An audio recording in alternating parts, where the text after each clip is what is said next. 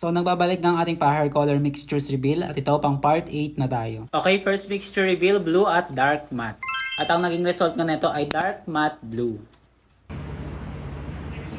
Okay, next mixture ay 4-5 at 55-75.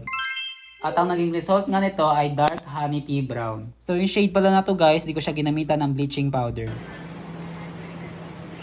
So isa ka rin bang hair color artist na kagaya ko or yung taong mahilig lang mag DIY color at home at nag-struggle dahil hindi ma-achieve ang hair color na gusto? Most recommended ko itong Shine Moist Bleaching Powder dahil when it comes sa pag-lift ng bleach, panalong panalo ito.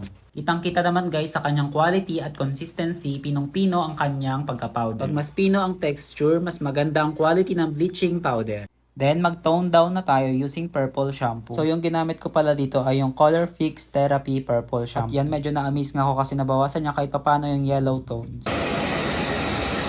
At yan, platinum blonde achieved sa isang patong pa lang ng bleaching process. So note lang guys, laging mag-ingat sa bleaching process. Okay, balik na tayo sa ating last mixture. So nag-mix nga ako dito ng 1163 at dark copper. Ang naging result nga nito ay rose blend.